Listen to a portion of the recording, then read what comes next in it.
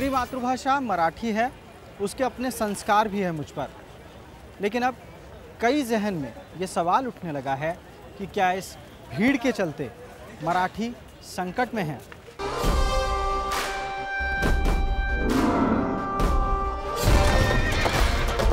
Film मी शिवाजी राजे भोसले बोलते लाज वाटते मराठी म्हणून जन्मल्याची, लाज वाटते। वो मराठी फिल्म जो देश और दुनिया के 200 थिएटर्स में एक साथ रिलीज हुई, अपनी किस्म की पहली फिल्म। गर्व आहे मला मी महाराष्ट्रीय असल्याचा।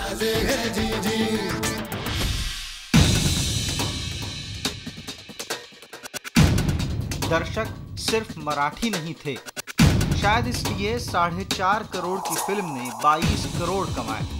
दर्शक महाराष्ट्र ही नहीं, गोवा, गुजरात, कर्नाटक, मध्य प्रदेश के साथ न्यू जर्सी, ऑस्ट्रेलिया और लंदन में भी मिले।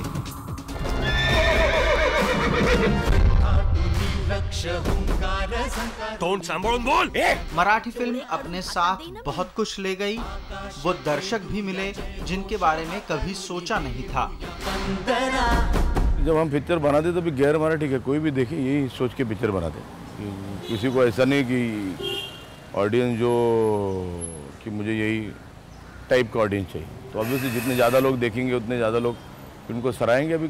बट शिवाजी ये पिक्चर डेफिनेटली हम यही सोच के बनाई थी कि इरेस्पेक्टिव ऑफ एनीथिंग हम at the end of it humans हैं, साथ में रहो तो कर लेंगे उसमें से कुछ। तो definitely why should I not want anybody to take something from it. Kagal गावचा गुन्हा ऐका त्याची कहाणी, रंगराज्याचा बाज आगळं हुत पाणी। तो क्या अपनी बात दूसरी भाषाई लोगों को बताने और समझाने की पहल फिल्मों ने शुरू कर दी है?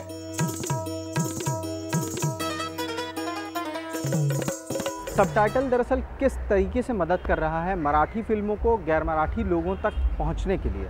सबटाइटल की वजह से अब आज लोग आ रहे, नॉन मराठी लोगों ने भी काफ़ी फिल्में देखी है, तो क्यों नहीं। और आज जो ऑडियंस है वो एक एजुकेटेड ऑडियंस है जो सिनेमा स्टार्स है इसलिए देखने को नहीं आता, क्योंकि एक टाइम था जब स्टार्स है तो लोग देखने को नहीं, आज ऐसा नहीं हो रहा है। तो डेफिनेटली एक ऑडियंस बढ़ रहा है और मराठी सिनेमा का अवेयरनेस डेफिनेटली है आज ऑडियंस में। And I think an audience wants a good cinema irrespective of language. ये एक मराठी नाटक की तस्वीरें हैं। वो नाटक जो अब राज्यों की सारी सीमाएं लांघ गए हैं। बम्बई से आया मेरा दोस्त को सलाम करो। ये बम्बई से आया मेरा दोस्त। काय नाटक चालिए, चल मुकटाने आत येऊन झोप। अमेरिका और दुबई में तो इनके शोज ऐसे होते हैं मानो मुंबई और नागपुर में हो रहे हो।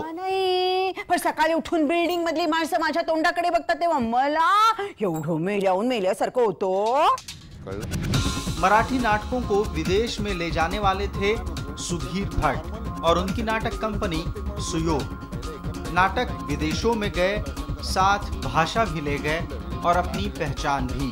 हमारे ड्रामा में बाहर गांव में 10 to 15% पीपल बाहर के गुजराती, सिंधी ऐसे लोग आते थे जो थिएटर के हैं, जो थिएटर जानते हैं, थिएटर के ऊपर प्रेम करते हैं, ऐसे आदमी लोग 10-15% आते थे। लेकिन हम लोग ने मराठी में ड्रामा किया है। आखिर ऐसी ज़रूरत क्या थी आपको कि आप मराठी नाटकों को विदेश में ले गए, अमेरिका ले गए, दुबई ले गए, इजराइल ले गए? अभी आप अमेरिका गए ना तो अगर 10-15% आपको महाराष्ट्रियन मिलेंगे, बाकी 50% गुजराती मिलेंगे और बाकी के अलावा आंध्र, केरला, पंजाबी, सिंधी 40% मिलेंगे। तो बेसिक वो लोग की लैंग्वेज कौन सी है? Common language is Hindi.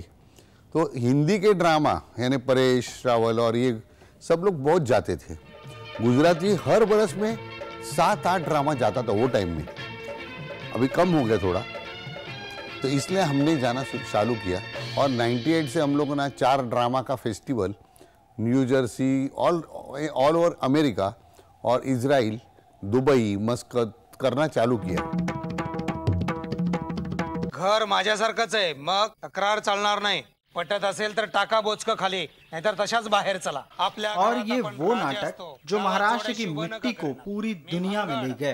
गांजेकस, रंडीबाज, दरिद्री कसाही असे नव्हे आहेत. पूरी दुनिया लग्नाच्या ने बायको घाशीराम प्रमाणे कोतवाल, सखाराम बाइंडर इनको देखा. घेणाऱ्याला यात काय ते आलं. हे सखाराम बाइंडरचं घर आहे. कोण सखाराम बाइंडर? कोण म्हणजे मीच. लेखक थे विजय तेंदुलकर. मला धंद्याला लावायला निघाला होता. त्याची माय व्यायली पाहिजे मला तसलं करायला लावायला.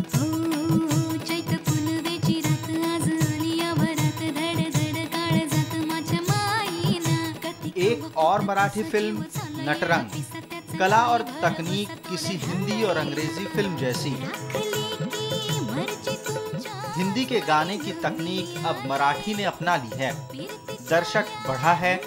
सबटाइटल इसलिए चलते हैं क्योंकि अपनी बात वो दूसरों तक पहुंचाना चाहते हैं. बस जुबान है मराठी.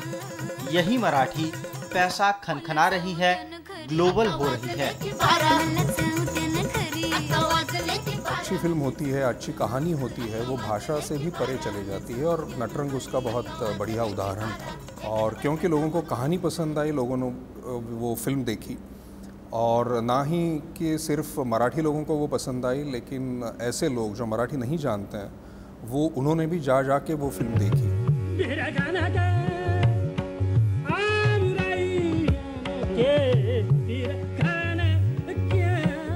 कुमार गंधर्व मराठी में गा रहे हैं. हिंदी ने ये कला जस की तस अपने में संभाली.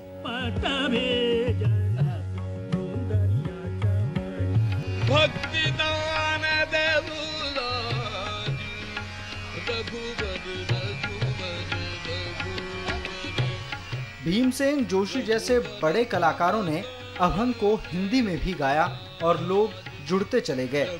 जो मराठी नहीं जानते थे वो भी सुनने की ललक से चले आए.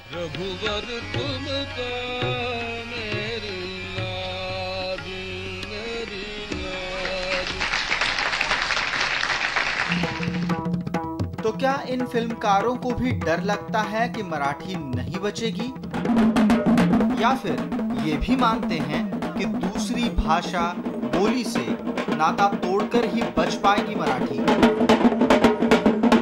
जो नई भाषा आ रही है, जो अंग्रेज़ी फॉर एग्जांपल या हिंदी, उसका द्वेष करके हम अपनी भाषा को जीवित नहीं रख पाएंगे. अतुल जी, अगर भाषा में समझिए मराठी को जिंदा रखना है तो आज की तारीख में करना क्या होगा? अगर कोई भी भाषा, मराठी हो, हिंदी हो, वो अगर आज तक है तो क्योंकि वो बोली जाती है इसलिए जिंदा है. क्योंकि वो बोली जाती है इसलिए लिखी जाती है, इसलिए पढ़ी जाती है. उसका जो स्वरूप है वो बदलता रहेगा. जो मैंने पहले कहा वो बदलता रहेगा. और अगर ये जो बदलाव है उसका हमने स्वीकार किया तो ही भाषा जीवित रहेगी, ऐसा मेरा मानना है. तो क्या सचमुच मराठी खतरे में है, या फिर डर पैदा किया जाता है ताकि बाकी सारे मुद्दे भाषा के नाम पर छिप जाए और आप खतरे और डराने की इस राजनीति को समझ पाते हैं, या फिर आप भी बह जाते हैं भावनाओं के सैलाब में?